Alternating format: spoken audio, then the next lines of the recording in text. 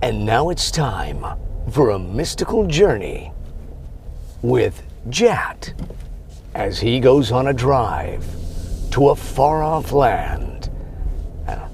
See, again, every time trying to come up with a new way to introduce the JAT Drive. First off, let me say thank you so much to everybody that loves the JAT Drives. And secondly, let me say I pay very little attention to this camera that is placed very strategically in a spot that is not in my way to block my view.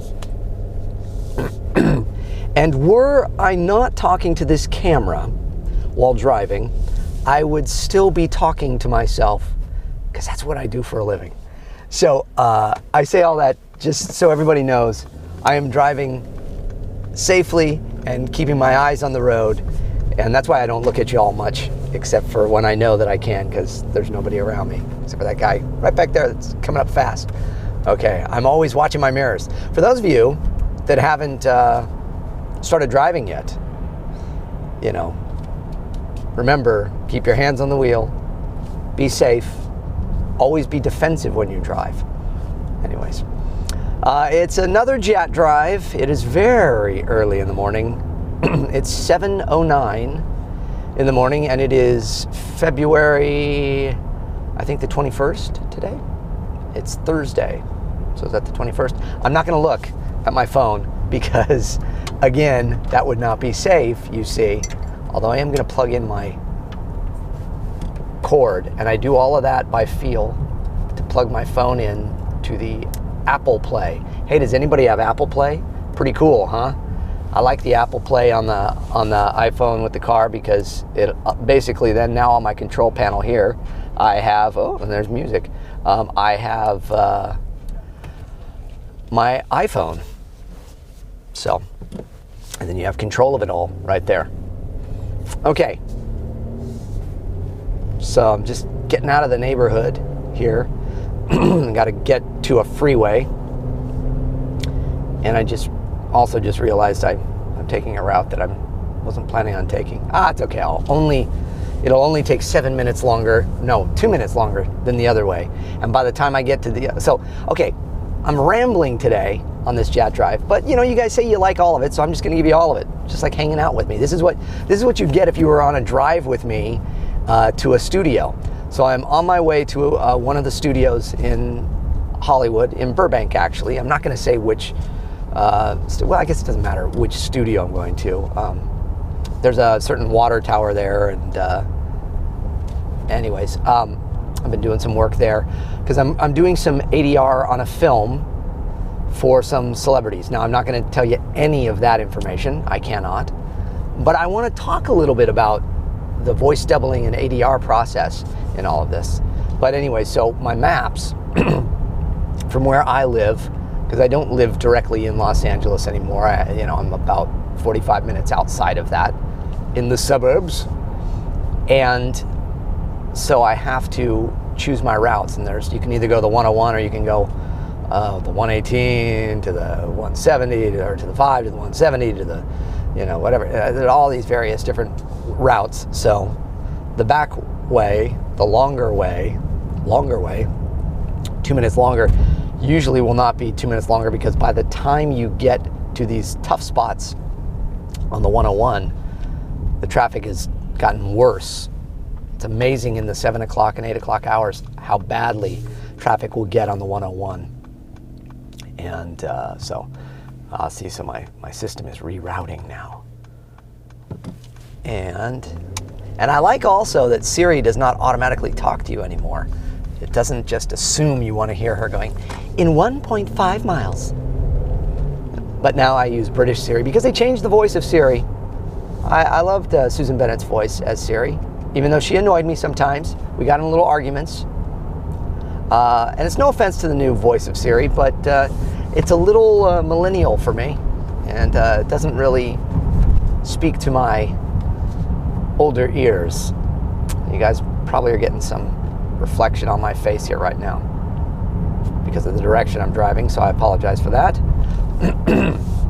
Okay, so what are we going to talk about today? We are going to talk about doubling celebrities And again, I feel that voice doubling is the most accurate description, rather than saying impressions, impersonating. It's certainly not a caricature, because what's happening, like today, for example, what will happen in the studio is I need to go in there and I need to match the celebrities' voices and acting beats precisely. Now, I don't know exactly who I'm doing today. Well, I know there's 3 different celebrities in this film that I've been voice doubling for. So, there's one that's been the primary, and I'm sure that's probably the one I'm doing. Now, why do they need me to come in and double if the movie is pretty much almost done or whatever? What happens is they do things, for one is, they're always working on films till the very end. And they do a lot of previews. Now, some of you may have even been in a preview audience. I'm going to just adjust that camera. That's probably better. Perhaps even been in a preview audience before.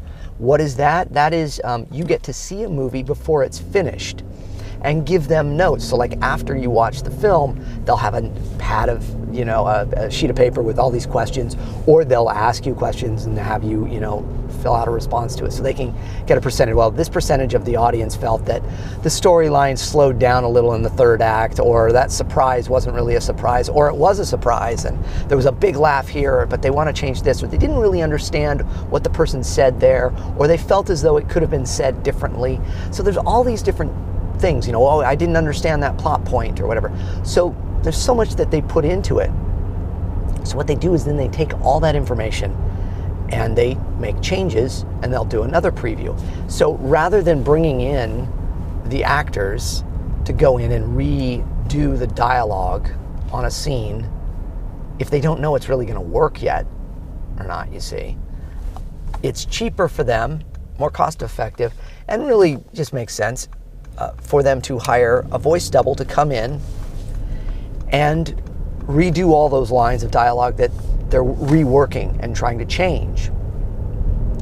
Again, they don't know exactly, is this the line? We don't know. We're going to do another preview and see if having it with that line made more sense. And if it did, well then, we'll bring in the real actors, have them do their voice for real there. Sometimes, if the voice actor has gotten it close enough, they may just keep it. But generally speaking, they will still bring in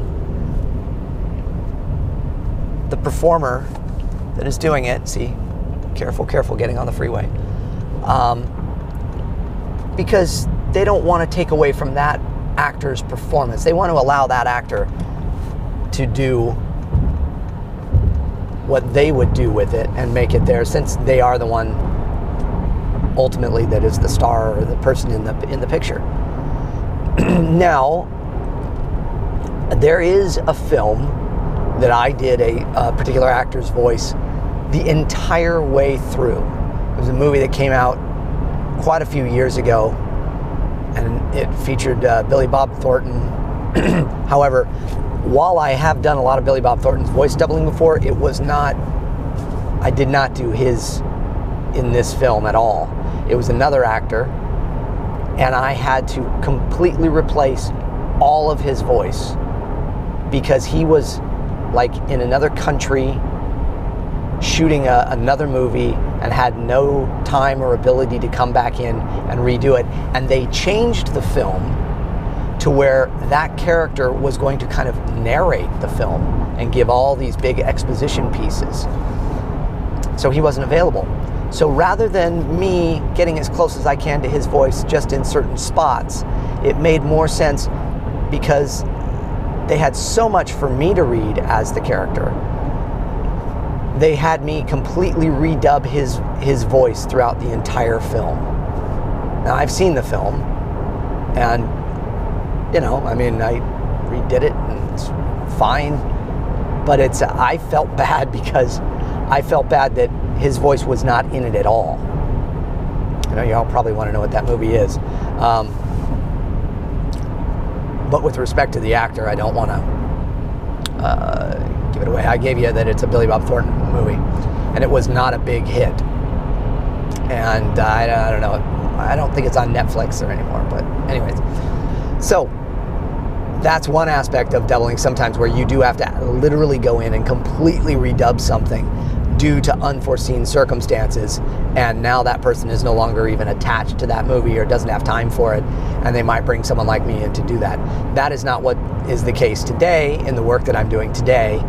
This is for screenings before they put the final touches on this film, and then they will bring in all the actors, the 3 actors who I'm doubling for, and they will redo the lines ultimately in the film. So my voice probably will not show up anywhere in the movie, but maybe a grunt and a groan somewhere here and there that just happens to work, and you can't tell the difference anyways. I will say at least 2 of these actors I am pretty much a spot-on double for, and so that makes it a lot easier. But what is the process for me when I go into the studio now, where I'm heading to? For one, I'm going, this is different than other work where I go in and I'm just in a little booth with a mic, and maybe they're in the headset, you know, saying, okay, James, let's take a take here of this, and it's a commercial, or even an animated show where I'm in there and the director is right there, and I'm reading the script and putting my own acting spin on it and doing whatever is needed in that regard. This is very different today. Today, because it is for a major motion picture, they bring in the director of the film, and that's always fun because I get to work with some pretty cool directors. And I've done that in the past. I did that for Along Came Polly, Ladder 49, Dickie Roberts, Benchwarmers, a lot of David Spade movies. Many different movies. Gosh, so many more, but I read, yeah, a lot of movies. But anyways, so I get to be there with the director. That's a lot of fun. And then they direct me through. They're literally sitting in the same room as me, and we are going through the cues in the film. It's kind of, well, it's really exactly the same thing as we did for Force Awakens, Rogue One, Last Jedi, and such, all the Star Wars films. But that is different because we have an entire group of actors. So there's ADR for a film, looping, where you do it for an individual actor. Then there's group looping, which I've done for all the Star Wars films, where I'm there with all my Star Wars friends, and Matt Wood, the awesome sound designer and actor, brings us in and has us as a group watch scenes from the films and then insert voices to match the background aliens and stormtroopers and Imperials, all the, you know, Resistance and all the various people in the background, to match all that up. And if there's specific lines that need to pop out, you know, here and there, yes sir, right away, you know, and all that stuff, we might do those. That's different than what I'm doing today as well, even though it's in the same type of stage, what we call an ADR stage. What is ADR? Automatic Dialogue Replacement. That's what it stands for. And you go in, they also call it looping, because you're looping it. And why do they call it looping?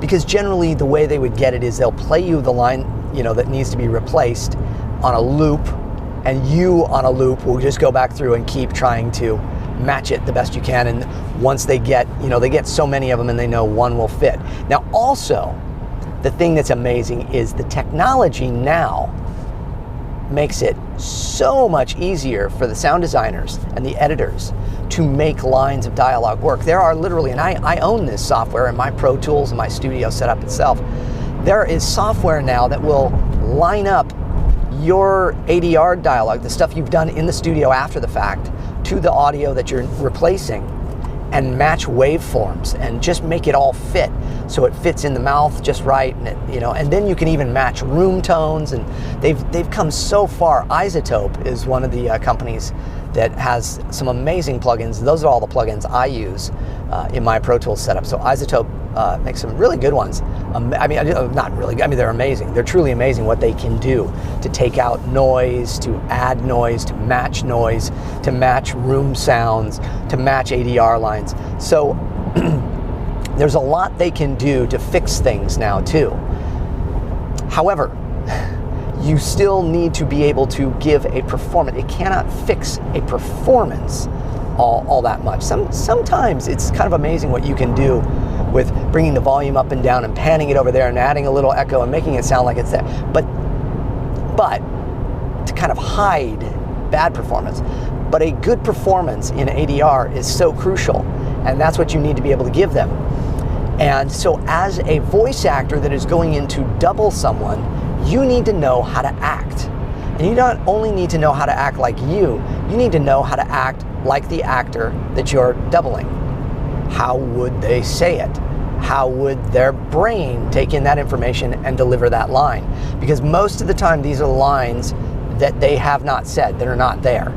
Okay, they're new lines of dialogue that need to be changed. Sometimes it's well, we had bad sound that day, there's no way we can clean it up, there was noise under the line, can you do it and replace it and sound exactly like them? Those are kind of the easy ones, you know, because if it's Captain Jack Sparrow, and it's not Captain Jack Sparrow today, I'm just saying, because I've done a lot of Johnny Depp's doubling, and he's saying, you don't know my ship, the Black Pearl, and there's a bird squawking in the background over his line, and they just couldn't get a clean one. They might bring me in and say, you don't know my ship, the Black Pearl. But it's got to match all the dialogue that was around it.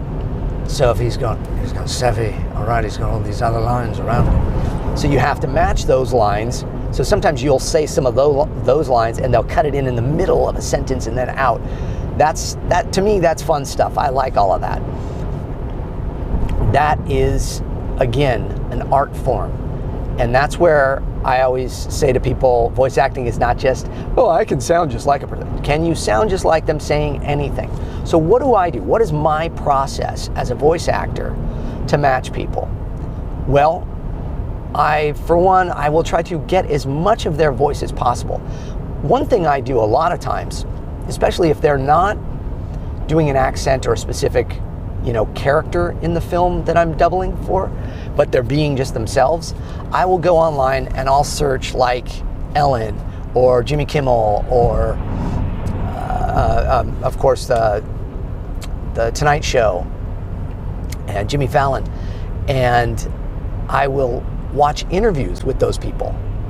I'll watch, when they're a guest on one of those shows, because that's them in their natural state. And I can pick up then what they do naturally with their voice and how they react to things, the highs and lows of their voice. Because when someone's being interviewed, generally speaking, they're themselves. They are not a character.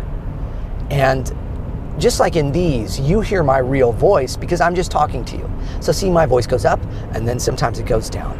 And it goes all over the place because this is just me being me. So that's what I want when I'm doubling somebody. I want to know, how do they talk when they're just themselves? Why is that important? Because for me, I need to become them.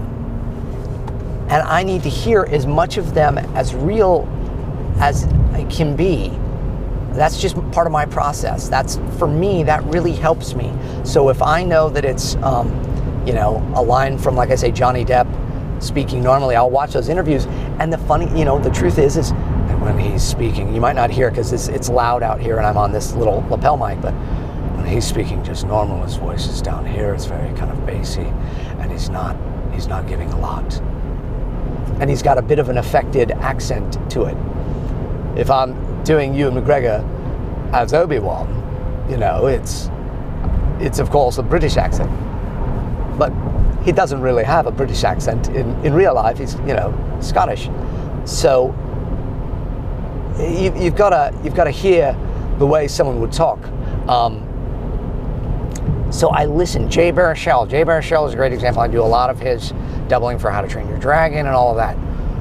And in the show, he's very, toothless. Okay, we've got to do this. But does Jay talk like that in normal life? His voice is more controlled and stuff, but he does. It actually goes up more if he's talking. So I just study how they are so I can get as much of that. My particular brain, the way my brain works is I've got, they call it looping. It's funny because I have a loop in my head and I can just get things kind of stuck in my head. And I'll get somebody's voice stuck in my head, but I can get one or two lines of dialogue that I can recall for them over and over again. Like I say, Captain Jack Sparrow. You haven't heard of my ship, the Black Pearl. They would say Pearl. So I get that in my head, and those are the callback lines in my head as the beeps are playing and I'm about to do their dialogue, which I'll get to. I hear that in my head. Okay, it's Johnny Depp, I'm doing that. Oh, it's Ewan McGregor, okay. You must be mindful of the Force, Anakin. You look tired because of your mother. Dreams pass in time. If you've heard me do interviews or talk on any of these vlogs a lot, I say those particular lines of Ewan's from, it's Attack of the Clones, I believe, quite a bit, because I hear those, excuse me, a little hoarse in my voice. Those were the ones that give me my memory recall of that person's voice. So I work that way. That's what I do. And if it's a brand new actor, one of these actors in this film I'm doing today, I've never done his voice before. I've seen him in pictures and things, but I'd never attempted his voice, never had a need to.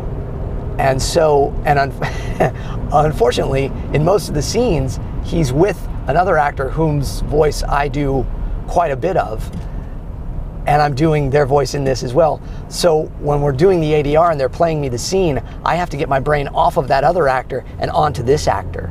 So how do you do that as a voice actor? You again, put it in the box and let it loop and get a line of dialogue that really works, you know? What's up, Doc? What's up, Doc? Okay. And so now I know, oh, brother, what a maroon. I can go from there. And I can, Jay Baruchel, okay, is one of my kind of call-in lines for him. So okay, I can do that. It's, well, wait a second, Doc, right? There's these callback lines, so I get them in my head. When it's a new actor to me, I have to find one really quickly when I'm working, because when you go in to do these, again, major motion pictures, big time directors, lots and lots of money being spent on the days in these studios. These ADR stages are huge. They're not a little booth. They are gigantic rooms with like 20-foot high ceilings and completely soundproofed, to be able to recreate pretty much any vocal scenario. And you've got these specialized engineers and sound recorders there working on it, placing microphones in different places. I'll have a lapel mic on me, like I have right here. This is a lapel mic.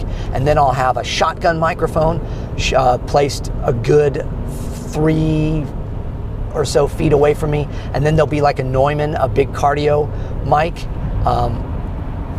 placed in front of me where it might normally be for a regular voice session. And they may even have a fourth mic, like a fourth shotgun mic, like a 416, Sennheiser 416, that's another mic, for those of you that know microphones, placed like 5 feet back to capture other types, depending on the dialogue. So there's so many ways that they'll capture it, and they'll capture all those tracks together and put together for it, because they never know what's going to work in context of the scene and the final of that scene and how to mix the voice. So you have to be aware of all those mics and know how to use all those mics in a way that basically is, as like Yuri Lowenthal and Tara Platt will tell you, just ignore them. Pretend they're not there. And that's really the best advice you can do, especially when looping, when doing ADR, is do not pay attention to the microphones. Do not play to the microphones. If I'm doing a trailer, in a world, one man, I'm playing to the microphone. I'm getting close to that microphone because I want it to pick up all those little parts of my voice and the texture and the depth and all of that. If I'm ADRing lines from a movie that are supposed to match a shot where the actor is, 5 feet from the camera having a conversation with somebody that's 3 feet away from them, I just need to be able to just talk normal and just deliver those lines. So that's the other reason why I like to watch a lot of things of these actors when they're not acting, because I can see and memorize how they talk and act when they're not acting. Because all of these really great actors, that's kind of how they do their acting, is they're not acting. And I need to, as a voice actor, mimic that it is a lot of work. It takes a lot of training, a lot of practice. So how do you, as somebody that goes, I do these voices and I know I do them well and I know that I can double somebody and not just impersonate them, how do you rehearse? How do you practice? Well, I would say, you watch movies, and I mean, there's really no way to recreate these scenarios without pulling in scenes, in your, sorry, my brain is, I'm watching traffic, pulling scenes in on your computer and cutting their voice out of the scene and redubbing it and practicing with that. But what you want to do also is place in beeps. So you need to have an understanding of Pro Tools or Logic or some sound design program too, if you're going to try to recreate an ADR stage and the process of it. I can, what I should do is I should set up a video where I set up my studio and show you all that process. I can do that and show you that. But in the meantime, what happens when I go there today, what will happen, I will go in, I will be in that gigantic ADR stage. The director and the script supervisor will generally be in the room with me. The last time there were like 7 people in the room with me, literally. Producers, editors, script supervisors, continuity people, everything, because they're watching. I mean, even because some of the lines could be, well, he turned his head and he walks away from camera. So James's voice needs to sound as though he's doing the same thing, but James can't actually turn and walk away from the thing because I have to stay in one place. I can't have loud clothing on, all of that stuff, So you have to be able to kind of make it work and do this and up and down and all of that the way you would, there's a big process in it. And also, they will play me beeps. Now, I don't always have to wear headphones in these, although sometimes you do. And it's usually a headphone, because I always bring my own headphones. I'm sure I've shared that with you all before. Because I like wearing my own headphones, because just one too many times if I put on the headphones and they've been sweaty from the person before me, or they've had really bad, like perfume or cologne, and then I smell like that the rest of the day. So generally I bring in my own headphones, but on an ADR stage, you can't, because the headphones they use only have one ear. Why do they only have one ear? So you can hear yourself and you can hear it, because most actors, on-camera actors, don't like the process of ADR. They do not like the looping process. It's kind of a pain for them because they feel like they gave you the performance on camera, and if you didn't capture it for sound, that's a bummer. You should have. And sometimes they're right. I mean, that's a drag to have to go in and recreate your performance, because recreating a performance that you already did is difficult, especially if it's an emotional scene or it's a taxing scene. But if it's just exposition dialogue, it's easier, but you still have to match the lip flap. So there's an art to it. You have to watch the screen, memorize the line, or look at the line. Now, the new software that they have for ADR is great too now, because it used to be you'd have a script in front of you, which you still do with the line written, and you'd have to keep one eye on that script while keeping the other eye looking up at the screen and watching the lip flap and making sure that you're matching what I say. When I say lip flap, y'all know what I mean, I hope. What's happening right here is how my mouth is moving. That's called lip flap. So when I say lip flap and then I have to redub my voice saying lip flap, it's got to match that. I can't say cargo, lip flap and cargo, whatever, a different word. So that's why, like, when you watch those dubs and they've taken out the curse words, which I've done a lot of that for a lot of different celebrities, sometimes their mouth movement doesn't match the word that's coming out, and that's because it was redubbed later. Okay, so you have to be careful of all of that. So I'll go in today, I'll be there with the director, the script supervisor, continuity people, the editor, all those folks in there, and we'll have all these lines changed. Then the sound engineer will come in, he'll adjust the microphone for me, put a lapel mic on me, all of that, get me all set, give me the headset. Then he'll show me the scene. We'll preview it, is what we call it, a rehearsal take, where I get to see it kind of unaltered the way that it is currently. And I get to hear the actor, kind of hear their tone, see where they're at vocally, because if they're shouting, I need to know that, I need to be ready for that. Because whatever line they delivered before the line I'm about to redub has to match. So if they're talking very intimately, I need to then deliver my line either intimately or coming off of intimacy into a louder thing, depending. It's a lot of, I mean, you have to understand the process of acting. You have to understand the process of recording. You have to understand the technical aspects of it, as well as the acting process of it, as well as how to take direction that may be completely different than what you're thinking, that may be completely different than what you think the actor that you're redubbing would do, but the director wants it a certain way, because sometimes that's the other issue. I might be replacing a voice because plain and simply the director has a different vision than the actor, and he wants the line delivered differently than it was delivered in the actual shooting of that scene. That's pretty rare, but it does happen. So you, as the voice actor, have to be very malleable, very, very pliable to work in whatever way is put in front of you. You do not get to go, well, you know, I don't believe that it would happen this way if you're doubling somebody else. I mean, they want your input. And if you are an expert in that person's voice, some of these people's voices I've been doubling for almost 2 decades. So I can go in and say, well, you know, I know that he has a tendency to go up here and down there, or be lower here or that there, you know. That type of information is helpful to the director because you, again, are the closest thing to that actor they have right now. So, traffic, man. All right, hang on, got a little traffic. So you have to be able to match it. So that's what I'm doing today. This is a long JAT Drive. Sorry, it's, well, you all seem to enjoy it, so that's why I'm going, but we're over a half an hour already, look at that. So anyways, so I will go in there, and then they're gonna play for me. So we've done the rehearsal, we've watched the rehearsal, then what happens? Then we go for it.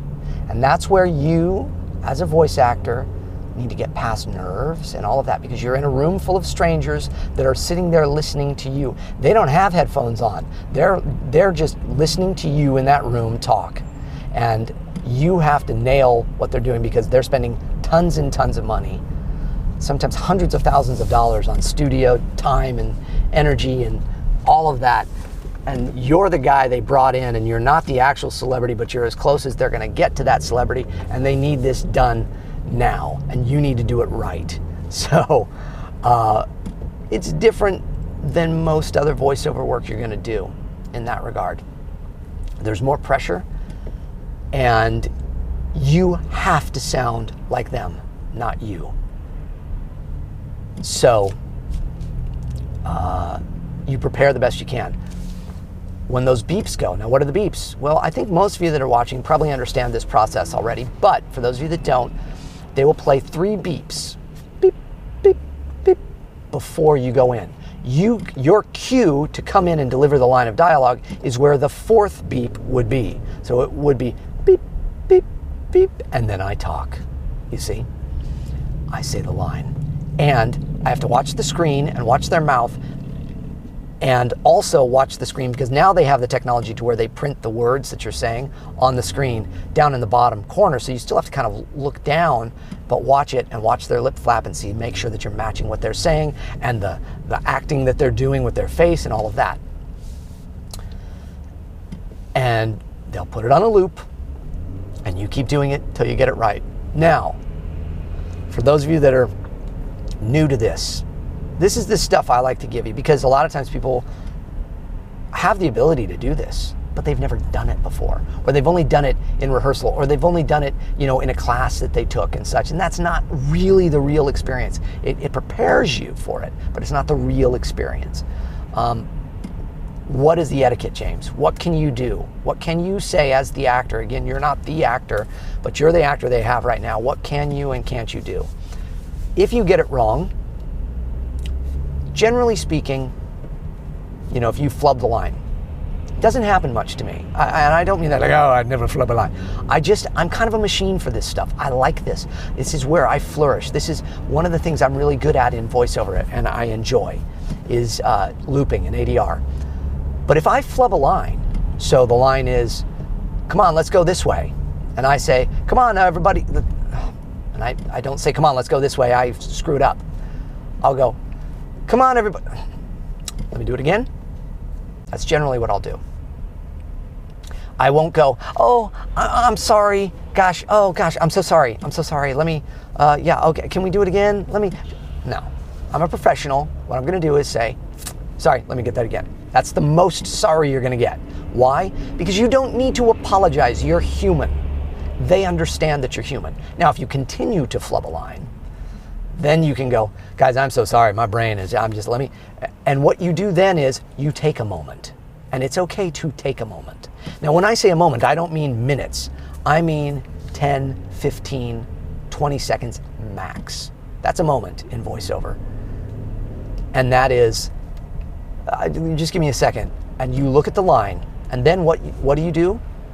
It's okay. They understand you have a process, all the people around you, the director and such. So if the line is, come on, let's go this way, you can go, I'm going to say the line just a few times, and you let the sound guy know too, you're not hoping to record. I just need to get it in my head. Come on, let's go this way. Come on, let's go this way. Come on, let's go this way. Come on, let's go this way. Come on, let's go this way. I just say it, and I'll say it out loud. So they just understand that what I'm doing is I'm trying to memorize the line, make sure I get it right, and hear it in my head the right way. And I will do it as the character. You know, come on, let's go this way. Come on, Toothless, let's go this way. All right, Toothless. Come on, Anakin, let's go this way. Come on, Anakin, let's go this way. Come on, Anakin, let's go this way. Depending on whoever the actor is, I'll say it in their voice. So it's okay to take a minute, a moment. I don't say a minute, I'll say a moment. Can I have a moment? Because a moment infers to them too that I'm not going to, go off for 5 minutes and try to get into character. You have to be able to get into character like that as a voice actor. Even the actor you're doubling will get more time to get into character than you, generally. It's part of the job. So, if you flub a line, that's what you do. You go, oh, let me do it again. If you flub it again, sorry, let me get that for you one more time. You flub it again, you go, I'm so sorry, can I just have a moment with this for a second? I just want to get it in my head. Okay? That's totally fine and acceptable. They will not think, oh, this guy's terrible. Unless you continue to do it every line, that's kind of problematic. So, you go in, you record the lines. When you're done, and in between takes, can you talk to them and stuff? Yes, you can. However, what I have found when I'm doing these motion pictures with big directors and all these people, they don't really care about you. And what I mean, I don't mean it like they don't care about you as a person, as a human, but they don't care about what you've done in the past, who you are. They understand you're there to fill a specific need for them right now. So just be that for them. You don't need to give them your resume. You don't need to try to impress them with other voices. If there is a particular actor that you have done over and again that is also in the film and you're seeing scenes with them, you can always say, as you're leaving, or if there's a moment and that is relevant, you can say, by the way, I've done this person's voice doubling for many years before too, so if you need any of their lines redubbed in this, I'm happy to take a crack at it if you don't have somebody else already doing it. That's the kind of language you would use, And you can also tell that to the person casting that, who is usually not in the room with you, but is there that gave you the paperwork. Because when I get there, I will sign in. I'll have a paperwork that I do, because each time you come in as a day player, you sign a new contract for that day that says you're making X amount of money and you're working that day, and you fill out all of that and you have all your information there. And there's a person that works that part, and that's the casting person. And you can always just tell them, by the way, I noticed in the film that they have such and such actor. I've done some of their doubling before, so if you guys need any of their act, I can do it too. You can say that if it's appropriate. If you know somebody else already is doing that, do not say it, because then you are looking like somebody that is trying to take work from someone else, okay? But if you're uncertain if there's somebody there, you can say, I don't know if you have anybody to cover their lines, but I certainly can do their voice. Okay? And then you leave it. You don't push it. Okay. All right. So those are some of the ins and outs of what you do. You fill out the paperwork. Then also, what do you do when you're done?